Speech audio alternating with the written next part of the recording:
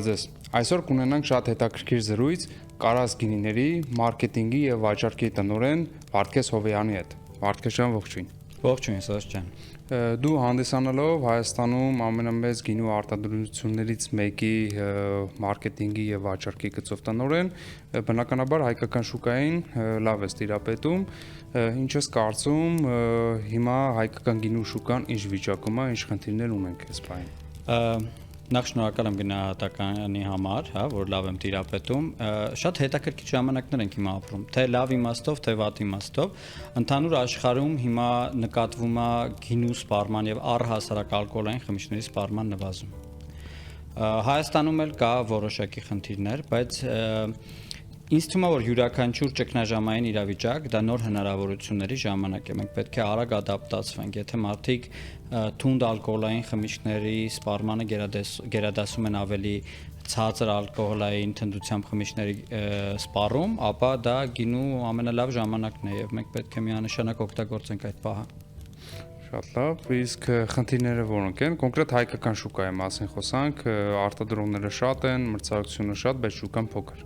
Ձեր քաղաքականությունը ոնց է, որպես մեծ արտադրող, մենք ունեցել ենք տարբեր փոքր արտադրություն ունեցող մարդկանց հետ զրույցներ, դե բնականաբար փոքրերի քաղաքականությունը ուրիշ է, մեծերին ուրիշ, որտեղ են կոնկրետ բիզնես է եւ մեզ կուզեի ներկայացնել տարբերությունը։ Մենք մեր կոմերցիոն ռազմավարությունը երկու ուղղությամբ ենք դասակարգում, առաջինը դա ներքին շուկան է, այսինքն մեր domestic market-ը ոնց որ ասվում է, եւ երկրորդը դա իհարկե արտահանումն է, որը նույնպես շատ կարևոր անկյունաքարային բիզնեսի մաս է մեզ համար։ Հայաստանում առհասարակ գինու ոլորտին անհրաժեշտ է ներքին սպառման խթանում։ Մենք պետք է մտնենք մարդկանց տներ, ոչ թե որպես այլընտրանք, ոչ թե որպես դե ինչ որ մեկը կարող է ուզի, այլ որպես հիմնական խմիչք։ Մենք պետք է բոլոր գինեգործներով, բոլոր գինի արտադրողներով, բոլոր գինու բիզնեսում ներգրաված, գինու բիզնեսի շղթայում ներգրաված բոլոր մասնակիցներով, մենք պետք է ունենանք նույն հաղորդակցման մեսեջները։ Գինին դա Հայաստանն է, Հայաստանը դա գինին է, եւ շատ կարեւոր է, որ այդ մեսեջը մենք նույն ձև արտաբերենք, որպեսզի մարդիկ հասկանան, որ սա մեր մեծ բարձանքներից մեկն է, որ մենք գինեգործական երկիր ենք, մենք գտնվում ենք գինեգործության բնորանում, մենք Արարատյան դաշտավայրում, մենք բիբլիական տերուար ունենք, մենք ես շատ եմ սիրում ասենք, մենք նոր հին աշխարհն ենք, դա մենք այդպես պետք է ներկայանանք աշխարհին, եւ մենք ինքներս պետք է հավատանք դրան։ Իհարկե դա երկար աշխատանք է, ցավոք սրտի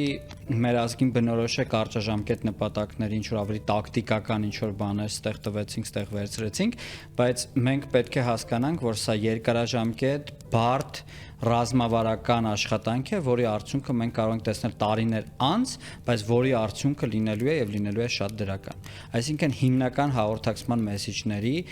համակարգային տարածում պետք է տեղի ունենա եւ մենք փորձենք ներքին շուկայում խթանել մեր սովորական սպառողների ամենօրյա գինու սպառումը, իհարկե պատասխանատու չափաբաժինները։ Դե բնականաբար վերջո գինին ալկոհոլ է եւ մի բան էլ կուզեի համատենք փոքրի եւ մեծի մեջ, Կարասը լինելով մեծ արտադրողներից մեկը, բնականաբար շուկա թելադրողներից մեկն է, իսկ մեծերի մեջ ռազմավարության տարբերություն, շահերի բախում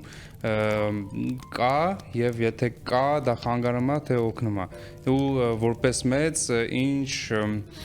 կարևոր մեսեջ ունեք փոքր արտադրողներին ու ընդհանրապես հայկական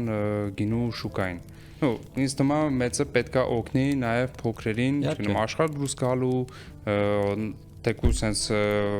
ներքին շուկայում օգնի, որ փոքրերն էլ մտնեն հորեկա, որտեղ մենակ մեծերով բնականաբար ավելի հեշտ կլինի, բայց փոքրներն շատ կարևոր մասնաբաժին են կազմում հայկական գինու մեջ։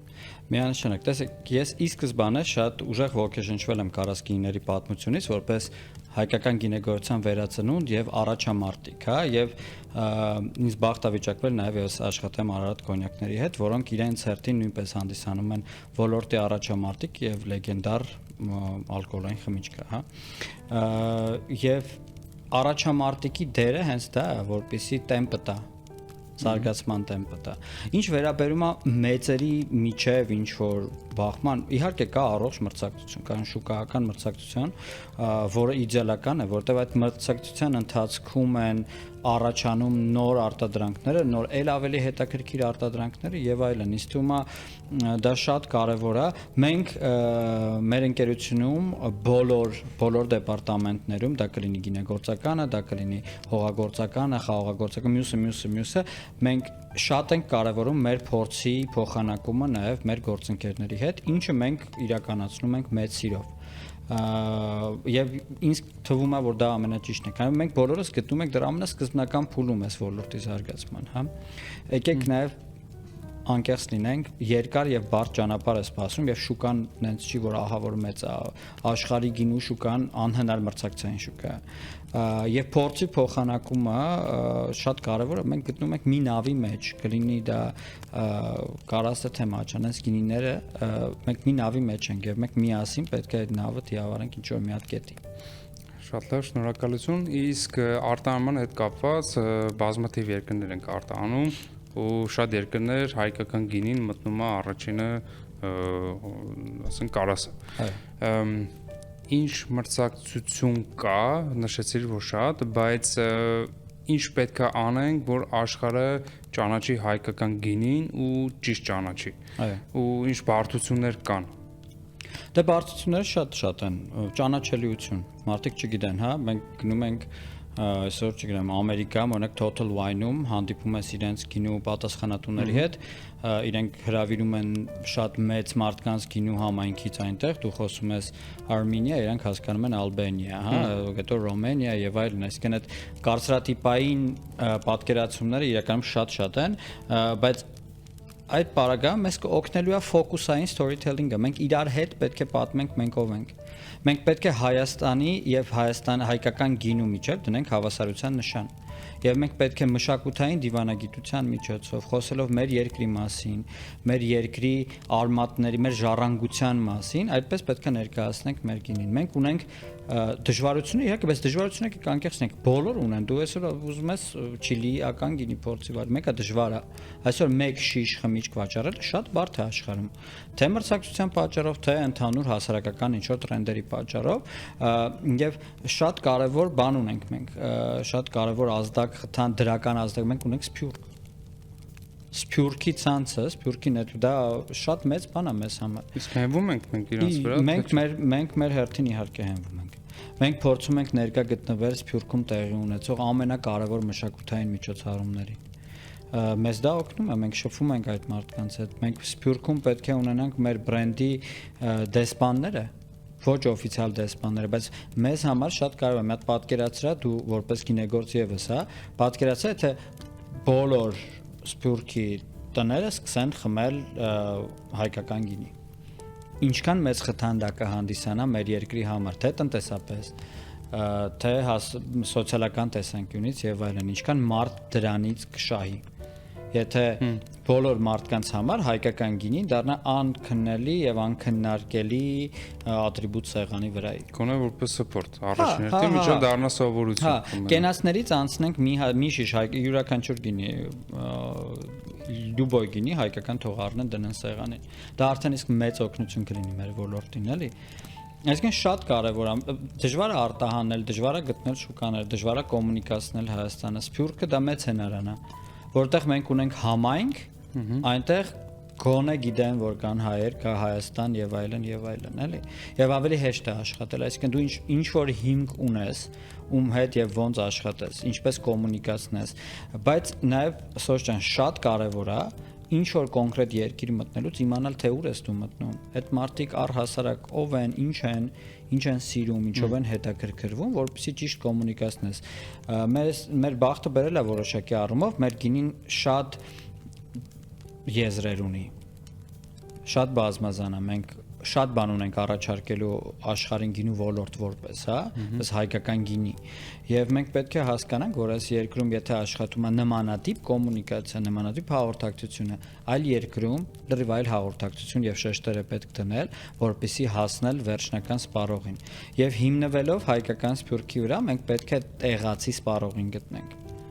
եւ ճիշտ թիրախավորենք, ճիշտ տեղ ճիշտ գինի դնենք, հասկանանք ով է տեղի հաճախորդը եւ ինչ իրեն կարող է հետաքրքրել։ Մենք պետք է վիզուալ առումով հայկականությունը ինտեգրենք գլոբալ համաշխարհային դիզայն լեզվին։ Դա շատ կարեւոր է նույնպես, էլի մենք չպիտի մեր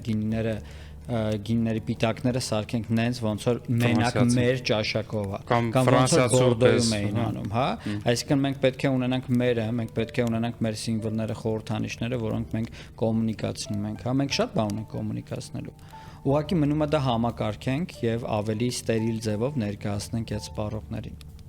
Շատ լավ։ Մեկ այլ հարց, երկու բանակ են բաժանվում այս հարցի շուրջ մարդիկ, խոսքը վերաբերվում է միջազգային սորտերին Հայաստանում աճեցնելուն, դրանից գինի սարքելուն, տեղում օգտագործելուն, նաև արտանելու համար։ Մի մասը կարծում է, որ եթե Հայաստանում է պետք է միայն հայկական սորտերը օգտագործվի, որպեսզի ճանաչում ձեռք բերի, մի մասը ասում է, բայց դրա միջոցով նաև խթանվում է այն, որ արտասահմանցին ով ընդհանրապես հայկական սորտի մասին չգիտի, փորձի օրինակ միջազգային սորտ, որը աճեցվել է Հայաստանում, դրանից արկած գինին, հետո դրանից անցնի, եթե դուրը գա, անցնի արդեն հայկական սորտերին, ասում եմ դա ավելի ճիշտ է, դու ինչ ես կարծում։ Դա ինձ թվում է, որ պատասխանը միանշանակ է այս հարցում, ես գտնում եմ, որ պետք է օգտագործել բոլոր հնարավորությունները։ Մենք տերուար, մենք երկիր ենք պատմում, մենք տերուար ենք պատմում։ Հայաստանում աճած սիրան շատ տարբերվում է Ֆրանսիայում աճած սիրայից կամ ասենք, չգիտեմ, օրինակ Ամերիկայում աճած սիրայից։ Ինչ ենք մենք մեզ դնում այդ կաղապարների մեջ։ Կարող է այդ մարդիկ, ովքեր ֆիքսված են իրանք պրոստը չունեն բանը հնարավորությունը կամ հավեսը դիցուկ, որպեսզի վերցնեն եւ աճեցնեն նաեւ միջազգային սորտեր, հա։ Ինձ թվում է, եթե մենք խոսում ենք գինու բնորան եւ այլն, հա, կարաս գինիների հետևում մեծ գաղափարներից մեկը հենց նա էր, եթե Աստվածաշնչի մեջ գրված է, որ առաջին որդաթուն կտնկվել է այստեղ, ապա ստացվում է, որ աշխարհի ամբողջ խաղողը դա մեր դաշտավայրի կորած զավակներն են, չէ՞։ Եվ եկեք տեսնենք, թե ոնց են այդ տեսակի խաղողները իրենց վերաիմաստավորում մեր հողի մեջ։ Ինչի մենք մեզ դնենք աղապարների մեջ, այս դժվար է գինի վաճառելը։ Եկեք փորձենք հնարավորինս շատ անենք։ Եթե հայկական սիրան ունի մեծ շուկա եւ պահանջարկ կամ հայկական շարդոնեն կամ մյուսը, հա, պինո նուարը, մյուսը, ինչի մենք մեզ զրկենք այդ բիզնեսից, ասենք չէ, մենք ձեզ չենք տալու գինի, որովհետեւ մենք մենակ կամ պետք է հաղթանակ խմես կամ գառանդը թե չէ ոչի բան չենք տալու, չէ, դժվար է այսօր գինի վաճառելը։ Ինչ ենք մենք մեզ սահմանափակում, եկեք փորձենք։ Ես վստահ եմ, որ մենք ինքներս դեռևս ամբողջովին չգիտենք, թե ոնց աշխատել մեր տեղական սորտերի հետ։ Շատ երիտասարդ է մեր գինեգործությունը։ Ու եթե դու չես կատարելագործվել եւ հասել գերազանցության մակարդակին այդտեղ բռնել ու ասել դե չէ, էսա կամ էլ ուզում ես ուզի, չես ուզում մի ուզի, մի տեսակ ոնց որ ստացվում է համ էգոիստաբար, համ ինչ-որ նեղացկոտություն կա դրա մեջ, էլի։ Ինձ թվում է, որ մենք պետք է օգտագործենք հնարավորինս բոլոր հնարավորությունները, մենք պետք է լինենք ստեղծարար, մենք պետք է նորարարական տեխնոլոգիաներ բերենք։ Բերվում է շատ լավ է, շատ այդ փոքր արտադրողները մեկ-մեկ նենց բաներ են անում, նայում ու շշմում ես ու ասում ես, վայ, ես ինչքան հիանա, ինչքան համարձակ քայլ է դա։ Ու այդ շատ լավ է։ Բայց ինձ թվում է, որ մենք պետք է մի քիչ ավելի ազատ լինենք ու ավելի քիչ խոսանք, ավելի շատ լավ գինի փորձենք արտադրել։ Լրիվ համաձայն եմ։ Գիտեմ նաև որ երգում ես, նաև այլ գործունեությամբ ես զբաղվում, ժյուրի ես չէ, տարբեր սպիրիտների, կուզեմ համ երգից խոսանք, համ այլ գործունեությունից։ Սիրով, կստացի այդ թեման, թե միջազգային սորտեր օգտագործելու եւ այլն, կարող եմ տես մի հատ նաև հայմատություն բերել, ես 18 տարի ռոք երաժշտությամբ եմ զբաղվում, մեր խումբը 18 տարեկան է եւ ես գրում եմ երաժշտություն շատ, բայց ռոք երաժշտություն դա նիշ երաժշտություն է եւ որպեսզի մենք նոր հանդիսատես բերենք դեպի մեր հեղինակային ստեղծագործություններ, մենք սկսեցինք անել ինչ-որ ռիմեյքներ, հայտնի երևանյան երգերի, քանի որ մենք երևանյան ռոք խումբ ենք, ռիմեյքներ, որի միջոցով մարդիկ, ովքեր երբեք չէին մտածել, որ իրենք կարող է սիրեն ռոք երաժշտություն, եկան լսեցին եւ սկսեցին լսել արդեն մեր գրած հեղինակային ռոք ստեղծագործությունները։ Հիմա նույնն է միջազգային սորտերով, եթե մարդը գիտի ինչ ակնկալի, հա, պատկերացրա դու օրինակի համար Եկատերինբուրգում ռուս մարդ ես, ով սիրում է գինի։ Եվ քեզ առաջարկում են ինչ որ մի հատ էնդեմիկ սորտ, որի դու առաջին անգամ ես լսում։ Բայց միաժամանակ դու ունես ընտրություն մի հատ ինչ որ սորտի միջազգային մեր տերորը Հայաստանից, որից դու պլյուս մինուս գիտես ինչ ակնկալ ես։ Ինձ թվում է, որ ընտրությունը կլինի ակնհայտ։ Դու կընտրես այն ինչ որ դու ուզում ես, ինչից պլյուս քիչ թե շատ հասկանում ես, որ սա է լինելու։ Այսինքն դա կլինի միջոց խթան նաև փորձելու, եթե հավանեց այդ տերորը բացահայտելու տեղականը, հա։ Այսինքն մեր օրինակ ամբողջ ստրատեգիան sense ասեմ որպես ռոք-խումբ, դա եղել մենք remake ենք արել, մարդիկ եկել լսել են իրենց ծանոթ երգը, որից հետո գնացել են YouTube-ի suggestion-ով լսել են հեղինական երգը, որը ես եմ գրել, հա։ Հիմա նույնն է, մարդը կա, կարող է փնտրում է Chardonnay կամ Malbec ու ինքը խմում է Malbec Արարատյան դաշտավայրից, ինչից հետո ինքը այնքան է հավանում, ասում է ուրիշ կարմիր կբերեք, ասում է դե ունենք նաև իրանց Արենին, ասում է մի վարքյան ու դրանից հետո ինքը դառնում է Արենի մեծ սիրահար եւ ամբասադոր։ Իսկ ինչ կապված է տարբեր մրցույթներում ժյուրի լինելու հետ, այո, ես արդեն 2 տարի է ներկայացնում եմ Հայաստանը ամենամեծ խմիչքի մրցույթներից մեկին որպես ժյուրի կոնկուրս Մունդիալ դե Բրուսել, շատ հետաքրքիր փորձառություն է, դա օգնում է շատ լավ հասկանալ ընդհանուր տրենդերը։ Այսինքն տարին մի անգամ դու ունես հնարավորություն տեսնել աշխարհի 60-70 երկրներից լավագույն մասնագետներին եւ շփվել հասկանալ ինչ է տեղի ունենում աշխարհում, հասկանալ թե ինչքան բարդ է բոլորին, ոչ միտեղ հեշտ չի, այսինքն մենք տես մեկ-մեկ մտածում ենք, որ վայ մենակ մեզ է դժվար, բայց չէ, բոլորին դժվար է, բայց տանելի է, դժվարության մեջ կա լիքը հնարավորություններ, որոնք որ մենք պետք է օգտագործենք։ Իսկ հայկական թունդ ալկոհոլային խմիչքների սպիրիտները ընդհանուր առմամբ ոնց են զգում իրանց արտասահմանյան շուկայում։ Շատ հետաքրքիր։ Մենք վերջերս կարասով մի հատ հետաքրքիր պրոյեկտ ենք արել, որը կոչվում է Սիրտ։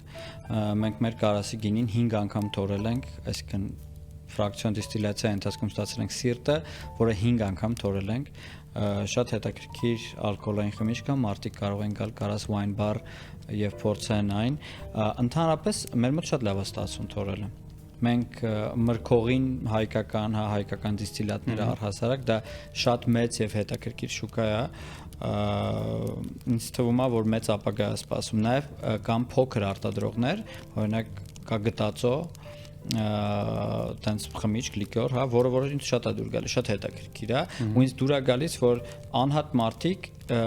իրենց ոնց որ գիրքը, passion-ը իրագործում են նման արտադրանքների մեջ, դա շատ կարևոր է։ Ես ինձ բախտավիճակվել նաև խմեմ քո պատրաստած տարբեր թունդ ալկոհոլային խմիչներ, դա էլ դրա մի հատ ապացույց է, քանի որ դա շատ փոքր է, դա շատ անձնական է, դա քո պատմությունն է, հա, եւ քո մոտեցումն է այդ խմիչքին, ինչը որ շատ լավ է եւ հայկական խմիչքները շատ լավ են իրենց գում այնտեղ, ինձ թվում է որ մենք պետք է ավելի շատ արտադրենք եւ ավելի շատ ուղարկենք, մենք պետք է հասկանանք ի վերջո որն է մեր մրգողու ընդհանրապես կատեգորիան պետք է վերջապես ունենա բրենդինգ, որտեվ ամեն մեկը մի ձև է ասում, դա, հա, այսինքն երբ որ ռուսը ասում է այդ արմյանսկը չաչը, հա, այդ ահավոր վատ է, որտեվ մենք կամ ասում ենք օդևի, հա, էլի մենք պետք է մեր անուն ունենանք դրա եւ պետք է փորձենք դրա վրա զարգ, որտեվ աշխարհին նույնպես դա պետք է։ Շատ լավ, շնորհակալություն, ինչ խորհուրդ կտաս ընդհանրապես հեռուստադիտողին, հայերին կախված գինու հետ, հայկական գինու։ Ինձ թվում է, որ մենք պետք է մեր գաղափարներից դուրս գանք։ Մենք պետք է հասկանանք, որ աշխարհը շատ մեծ է, Սարյան փողոց չի միայն էլի, այսինքն մենք պետք է մեր ամբիցիաները դնենք մի կողմ եւ ավելի շատ աշխատենք, ավելի շատ փորձենք հասկանալ այն մարդու մտածելակերպը եւ հոգեբանությունը, ով որ լինելու է մեր սպառողը։ Այն երկրի եւ շուկայի հոգեբանությունը եւ պահանջարկը, որը որ լինելու է մեր համար գլխավոր շուկան։ Այսինքն ամեն ինչի հիմքում ընկած է գիտելիքը։ Մենք պետք է կրթվենք,